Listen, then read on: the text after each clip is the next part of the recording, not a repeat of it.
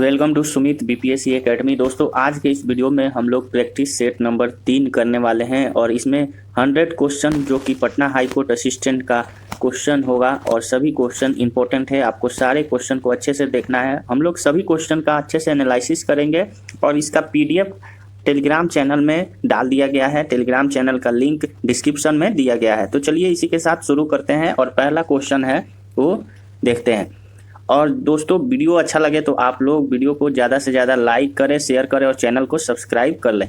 पहला question, which of the following festival is associated with Vamana incarnation of Vishnu. इसका answer क्या होगा? तो देखिए, वामन इंकारनेशन ऑफ विष्णु मतलब जो विष्णु के जो अवतार थे उनसे रिलेटेड है ये फेस्टिवल। और ये क्वेश्चन जो है बार बार रिपीट हो रहा है। इसका आंसर जो है मैंने पिछले वीडियो में भी बताया था कि जो विष्णु के अवतार के अवसर पे फेस्टिवल बनाया जाता है उसको ओनम कहते हैं। केरल में ही ये मनाया जाता है, हिंदू फेस्टिवल है और ये 10 दिन लगातार मनाया जाता है। तो इसका आंसर हो गया ऑप्शन 3। नेक्स्ट क्वेश्चन है, choose the option which is not part of 7 निश्चय पार्ट 2 स्कीम। देखिए, 7 निश्चय पार्ट 2 स्कीम था, उसमें जो है जो भी मोटिव दिया गया था उसमें से आपको एक मोटिव ये नहीं हुआ और वही मोटिव आपको बताना है कौन सा नहीं है। तो देखिए, 7 निश्चय जो आया था पार्ट 2 उसमें क्या था? उसमें जो था आपको आत्मनिर्भर बिहार के बारे में बताना था। आत्मनिर्भर बिहार के बारे में ज़्यादा जोर दिया गया था और इसके लिए बजट में 500 करोड़ का भी प्रावधान रखा गया है फाइनेंशियल ईयर 22-23 में। और इसमें जो भी मोटिव था वो था स्ट्रॉन्ग वुमेन, कैपेबल वुमेन। उसके बाद से irrigation water to every field. उसके बाद से था कि युवा शक्ति प्रोग्रेस को बढ़ावा देना था। लेकिन एयरवेज के बारे में कोई फोकस नहीं किया गया था, तो इसलिए इसका आंसर हो गया ऑप्शन 3। अगला क्वेश्चन है, the Indian constitution declares India as. तो इंडिया को किस तरह से रिप्रेजेंट किया जाता है इंडियन कॉन्स्टिट्यूशन के द्वारा? तो देखिए, इंडिया आर्टिकल 1 से लेकर 4 के बीच में जो इंडिया का कॉन्स्टिट्यूशन है उसको बताता है कि इंडिया जो है यूनियन और इसके टेरिटोरी का पार्ट है। और 1 में बताता है कि जो इंडिया है वो भारत नाम से जाना जाएगा और यूनियन ऑफ इंडिया जो है या टेरिटोरी ऑफ इंडिया है उसको डिफ्रेंशिएट करके रखा जाएगा। इसके अलावा जो यूनियन ऑफ इंडिया है उसमें सिर्फ स्टेट को मिलाया गया है और उसका स्टेटस जो है वो फेडरल सिस्टम के द्वारा रखा गया है। और इसी प्रकार जो फर्स्ट शेड्यूल है इंडियन कॉन्स्टिट्यूशन का वो स्टेट और टेरिटोरी दोनों को डिफाइन करता है।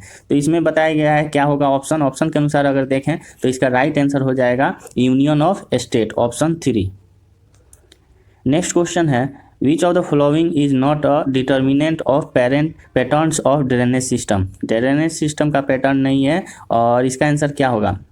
तो ड्रेनेज सिस्टम क्या होता है कि कोई भी पैटर्न होता है ड्रेनेज सिस्टम का, उसमें जोग्राफिकल टाइम पीरियड रहता है, नेचर रहता है, स्ट्रक्चर ऑफ रॉक्स रहते हैं, टोपोग्राफी रहती है, स्लोप रहता है, अमाउंट ऑफ वाटर जो फ्लो करता है उसका मेंशनिंग रहता है, उसके साथ साथ कितना देर के लिए वाटर फ्लो कर रहा है उसके बारे में भी मेंशनिंग रहता है। तो इसमें इसका आंसर क्या होगा? ऑप्शन 4, क्वेश्चन नंबर 4 का राइट आंसर हो जाएगा option 2, source of drainage system. अगला क्वेश्चन है, in the contents of Sufi tradition the term khanqah stood for. खानकाह का मतलब क्या है? सूफी ट्रेडिशन में खानकाह का मतलब होता है हॉस्पिस। हॉस्पिस यानी ऑप्शन 3। हॉस्पिस यानी क्या होता है कि जो एक प्रकार से हाउस रहता है और वो जो है वो बिल्डिंग की तरह एक हाउस रहता है जिसमें बहुत सारे सूफी ब्रदर जो है वो एक दूसरे के साथ बैठते हैं, इकट्ठा होते हैं और स्पिरिचुअलिटी की बातें करते हैं, उसी को बोलते हैं हॉस्पिस। अगला क्वेश्चन है, which of the following is not true about nuclear fusion. Nuclear fusion के बारे में गलत स्टेटमेंट बताना है। तो देखिए, न्यूक्लियर फ्यूजन क्या होता है? एक प्रोसेस है जहाँ न्यूक्लियाई जो है वो 2 न्यूक्लियाई एटम से मिलकर एक हैवी न्यूक्लियस तैयार करते हैं और इसलिए इसका जो आंसर हो जाएगा क्वेश्चन नंबर 6 का, देखते हैं, it produces much more energy than nuclear fusion. ये स्टेटमेंट बिल्कुल सही है, ज़्यादा एनर्जी इसमें उत्पन्न होता है। उसके अलावा यहाँ और भी ऑप्शन देख लेते हैं कि जो प्रोसेस है वो यूज किया जाता है न्यूक्लियर बॉम्ब को बनाने में। न्यूक्लियर बॉम्ब को बनाने में न्यूक्लियर फ्यूजन का प्रयोग किया जाता है, ना कि न्यूक्लियर फ्यूजन का। तो ये स्टेटमेंट रॉन्ग है, तो इसलिए इसका आंसर हो जाएगा ऑप्शन 2। तीसरा स्टेटमेंट देख लेते हैं, इलेक्ट्रिसिटी प्रोडक्शन में न्यूक्लियर फ्यूजन का यूज किया जाता है, सही है। उसके अलावा देख लेते हैं कि it is the source of energy in the star, ये भी स्टेटमेंट बिल्कुल सही है। अगला क्वेश्चन है, which of the following pair is not correctly matched. Magnesium hydroxide MgOH2, MgOH2 ये जो है ये स्टेटमेंट गलत है, क्योंकि जो मैग्नीशियम हाइड्रोक्साइड होता है वो क्या होता है, MgOH2 होता है। यहाँ पे जो है होल 2 होना चाहिए, ना कि OH2 होना चाहिए, होल 2 ऐसे होना चाहिए। सल्फ्यूरिक एसिड का बिल्कुल सही है, अमोनियम हाइड्रोक्साइड का NH4OH सही है, और नाइट्रिक एसिड का HNO3 ये भी सही है। चलिए अगला क्वेश्चन देखते हैं। विच of the following money transfer.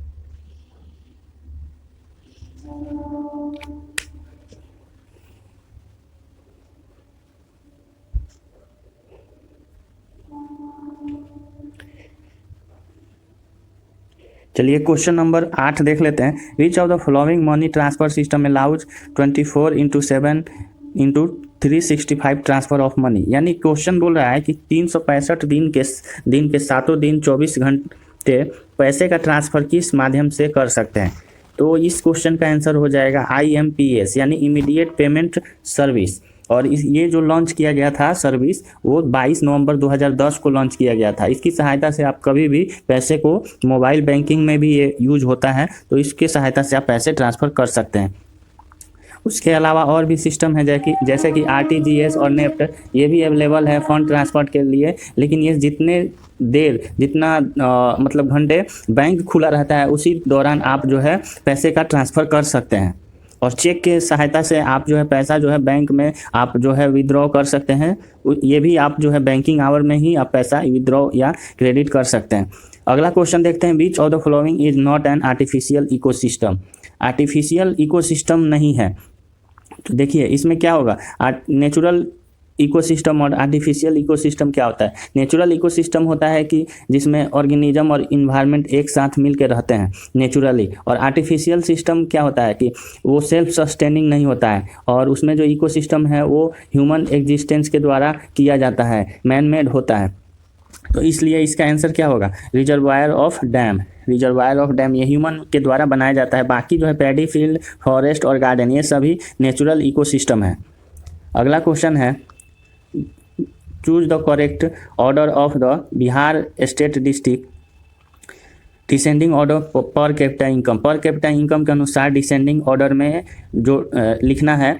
तो इसमें देखिए पर कैपिटा इनकम में सबसे ज़्यादा पहले किसका है वो हम लिखेंगे फर्स्ट में, उसके बाद से उससे कम ऐसे करके हम लोग ऑर्डर अरेंज करेंगे। तो सबसे ज़्यादा जो पर कैपिटा इनकम है वो है शिवहर का, वो लगभग 19,000 है। उसके बाद से आता है अररिया जो कि 20,000 के करीब में है। उसके बाद से सीतामढ़ी का जो है यहाँ पे कितना होगा, सीतामढ़ी का है यहाँ पे लगभग 22,000 के करीब में है। उसके बाद से ईस्ट चंपारण के द्वारा आता है 22.6 है। तो यहाँ पे हम लोग देखेंगे सबसे पहले किसका आना चाहिए, सबसे पहले आना चाहिए शिवहर का। सबसे पहले शिवहर होगा, उसके बाद से अररिया का हो गया आपका 20, और उसके बाद से ईस्ट चंपारण का 22.3, उसके बाद से किशनगंज का होता है 23.2,000, उसके बाद से नवादा है 23.4। तो इसलिए राइट आंसर हो गया ऑप्शन 1। अगला क्वेश्चन है। Which of the following was the not a Harappan city. Harappan city नहीं है। और इस क्वेश्चन का आंसर क्या होगा, यहाँ पे देखिए हड़प्पन सिटी जो था वो मेहरगढ़ नहीं है। मेहरगढ़ जो है हड़प्पन सिटी का पार्ट नहीं है। बाकी लोथल, धौलवीरा और सोटकौ ये सभी जो है हड़प्पन सिटी का पार्ट है। और मेहरगढ़ जो है वो न्यूलिथिक का पार्ट है और कैल्कोलिथिक का पार्ट है, जो कि 7,000 से लेकर 3200 BC के बीच में पाया जाता है। ये पाकिस्तान में पड़ता है। अगला क्वेश्चन देखते हैं। Question number 12। During which movement Azad Dasta was active in Bihar. तो देखिए आज़ाद दस्ता जो एक्टिव था वो बिहार में वो एक्टिव था जब जो है जयप्रकाश नारायण जो है वो जो मूवमेंट चलाए थे क्विट इंडिया मूवमेंट, उसमें जो था वो एक्टिव था। और इसमें जो था 1970 के करीब में लगभग, जब अपोजिशन जो है वो इंदिरा गांधी के अगेंस्ट में जो टोटल रिवॉल्यूशन लाया था, उसके दौरान ये आज़ाद दस्ता एक्टिव था। तो इसका आंसर हो जाएगा quit India movement option 3। Next question है। In which district of Bihar the world tallest 251 metre statue of mother Sita will be constructed. तो इसका आंसर हो जाएगा ऑप्शन 1 सीतामढ़ी। सीतामढ़ी में 251 मीटर का स्टैचू माँ सीता का बनाया जाएगा। अगला क्वेश्चन है। Which of the following turns blue litmus red. तो देखिए एसिड जो होता है वो ब्लू लिटमस को रेड में कन्वर्ट कर देता है। तो इसमें कौन सा एसिड है? इसमें एसिड जो है वो vinegar, lime water, baking soda या मिल्क। तो एसिड जो है वो है अचार, जिसको विनीगर बोलते हैं, ऑप्शन 1। बाकी जो लाइम वाटर है, बेकिंग सोडा है, ये सब जो है वो बेसिक नेचर है या फिर न्यूट्रल नेचर है, लेकिन एसिडिक नेचर नहीं है। अगला क्वेश्चन है Bhimbetka world heritage site known for. तो भीमबेटका वर्ल्ड हेरिटेज साइट है वो किस लिए जाना जाता है? तो ये जाना जाता है प्री हिस्टोरिक रॉक शेल्टर के लिए, ऑप्शन 2। और ये जो है ये पाया जाता है मध्य प्रदेश में। विच of the following statement is not correct about myopia. Myopia के बारे में गलत स्टेटमेंट बताना है।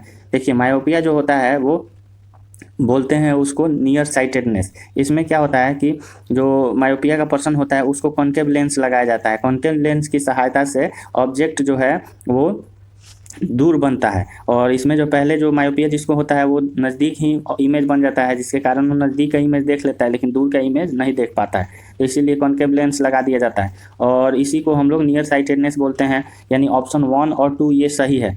इसके अलावा देखते हैं ऑप्शन 4। यहाँ पे दिया गया है कि person affected by it can not see the beyond few meters. ये भी स्टेटमेंट सही है, तो हमारा राइट आंसर हो जाएगा ऑप्शन 3। अगला क्वेश्चन देखते हैं व्हाट इज ब्रिंगा इन उड़ीसा। ब्रिंगा क्या बोला जाता है उड़ीसा में? तो ब्रिंगा क्या है? ब्रिंगा जो है एक स्लैश और बर्न एग्रीकल्चर का नाम है, यानी ऑप्शन 4 इसका राइट आंसर होगा।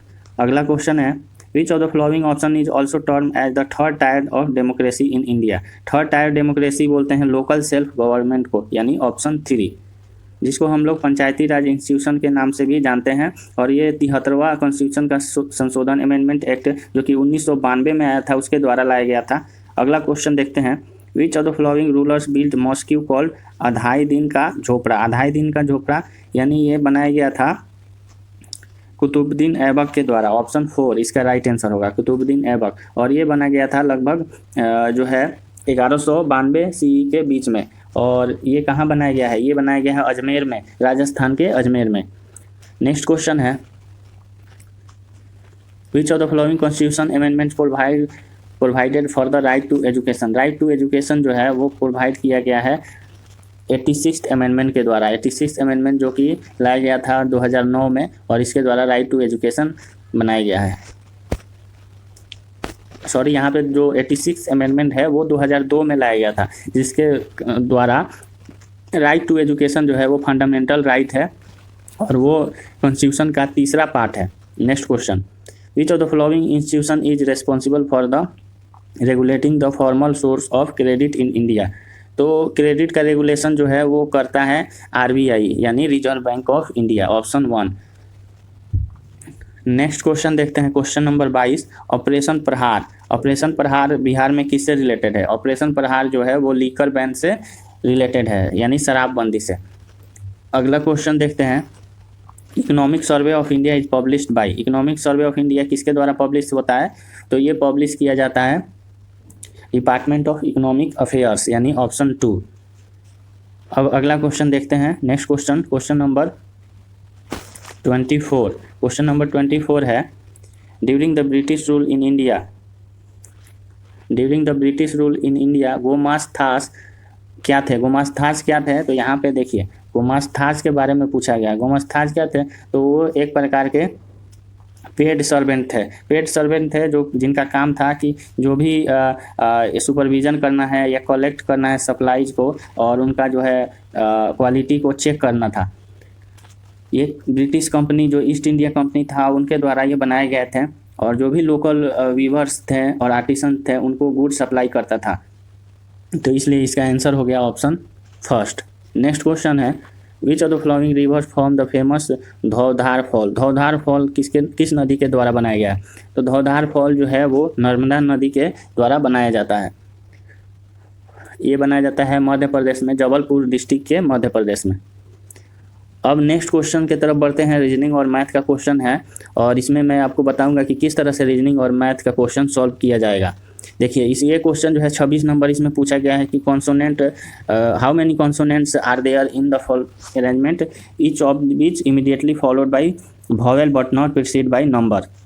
तो देखिए इसमें क्या करना है कि ऐसा मतलब पेयर बताना है जिसमें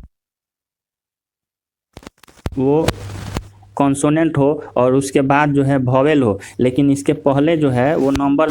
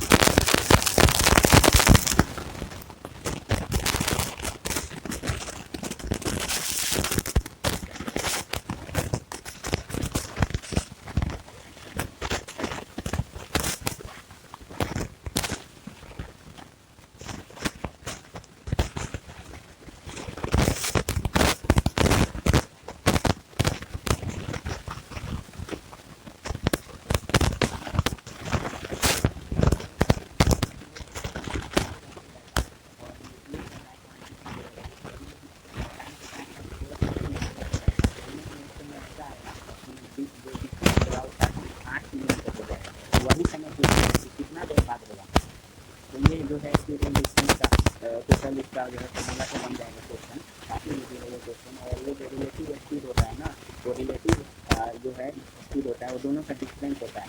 और उसके बाद से रिलेटिव स्पीड जो है निकाल लेंगे, पॉइंट मतलब आधा किलोमीटर प्रति आवर होगा। उसके बाद से टाइम से निकालना है तो डिस्टेंस बटा स्पीड कर देंगे, तो डिस्टेंस हो गया 8.5, रिलेटिव स्पीड हो गया 0.5 और दोनों को 8.5 और बटा निकालने तो 17 घंटा लगेगा, तो कैंसल हो जाएगा ऑप्शन 2। अगला क्वेश्चन है top of the building 60 meter high, the angle of declination of the top and the bottom of the tower is 30 degree and 60 degree. तो देखिए ये जो क्वेश्चन है जो है वो आपको किस तरह बनेगा। ये क्वेश्चन बनने वाला है, आप जो है ट्रिग्नोमेट्री का आपको फार्मूला मतलब कि जो है वो वैल्यू याद रहना चाहिए, tan 60 का वैल्यू और tan 30 का वैल्यू। अगर ये आपको याद है तो ये क्वेश्चन आपसे बन जाएगा। tan 60 का वैल्यू होता है √3 और tan 30 होता है 1/√3। तो इसी को इक्वेट करके डिस्टेंस आप निकाल सकते हैं, हाइट आप जो है टावर का बता सकते हैं। इसका आंसर हो जाएगा 40 मीटर। अगला क्वेश्चन है examination student score 65% marks but was 20 marks below the qualifying, यानी क्वालिफाइंग हो जाएगा आपका पासिंग हो जाएगा, पी बराबर लिख लीजिए 65% प्लस 20। और उसके बाद से एक और इक्वेशन क्रिएट कीजिए कि पी बराबर हो गया 80% माइनस 5%, यानी पी बराबर 75% लिखिए। और उसी दोनों इक्वेशन की सहायता से आप जो है पी का मान निकाल लीजिएगा और उसके बाद से आप जो है टोटल मार्क्स जो है एग्जाम का वो भी निकाल सकते हैं। तो दोनों जो है निकल जाएगा और इसका आंसर हो जाएगा टोटल मार्क्स जो है वो 200। अगला क्वेश्चन देखते हैं, by reducing the selling price of article by 50 rupees A gain of 5% turns into loss of 5%।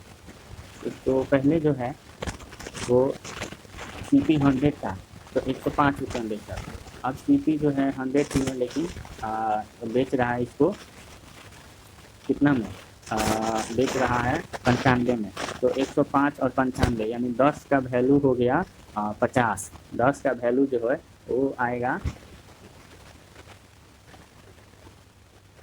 10 का वैल्यू क्या होगा यहाँ पे जो है पहले जो बेच रहा था वो बेच रहा था 105 रुपये में और उसके बाद से बेच रहा है इसको turn into loss of 55% of original selling price. यानी ओरिजिनल सेलिंग प्राइस कितना था उसका, ओरिजिनल सेलिंग प्राइस था उसका 105 रुपया, जो भी था 100 रुपया था, तो उससे जो है 5% जो है लॉस करके बेच रहा है। तो हमारा जो सेलिंग प्राइस है उसका दोनों का डिफरेंस 50 है, तो एक्स का वैल्यू निकल के जो आएगा वो आएगा आपका सेलिंग प्राइस जो है वो ओरिजिनल सेलिंग प्राइस निकल के 525 रुपया, 525 रुपया निकल के आएगा। ये एक्स मान के आप बना सकते हैं इसका वैल्यू, जैसे एक्स बट्टा में कर लीजिए x माइनस 50 और इसको एक्स को लिखिए 100 प्लस 5 यानी 105 और x माइनस 50 को लिखिए 95 और इसको सॉल्व कीजिएगा तो आपका जो है रेशियो आएगा और इसमें को सॉल्व करके एक्स का वैल्यू आ जाएगा 525।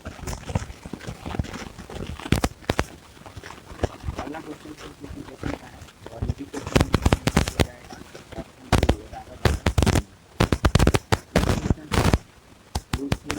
2 थीटा माइनस 3 बराबर 0, तो थीटा का मान लगाना।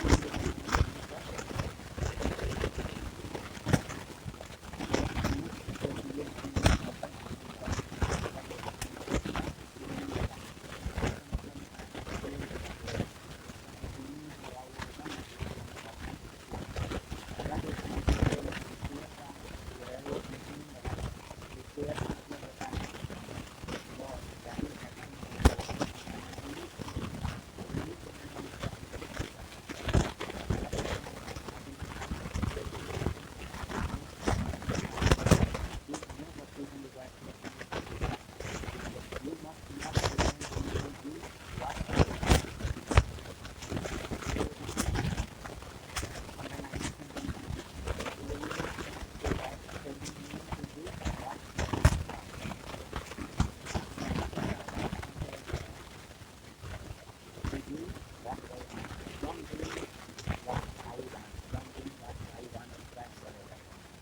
क्वेश्चन है given below are the four numbers given how does the given option choose the one that gives the correct order. तो पहले इंट्रोडक्शन सेंटेंस देखते हैं कौन सा है। देखिए पहले जो है इंट्रोडक्शन इसके बारे में पहले बता रहे हैं गिवन और कंप्लीट हाइजीन क्या किया पहले ठीक होगा। उसके बाद क्या किया जाएगा बता रहे हैं फिर भी इंडिया में जो है उसका के बाद के बाद यहाँ पे ऑप्शन जो है काफ़ी हेल्प करता है।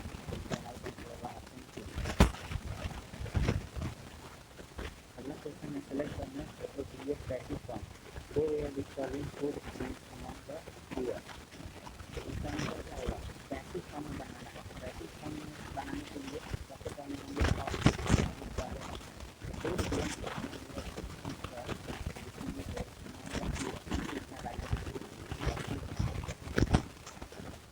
अगला क्वेश्चन है given below are the four general function तो फिर से अरेंज करना है। देखिए जनरल वर्ड जो है दो बार जनरल फंक्शन दो बार पूछा जा रहा है।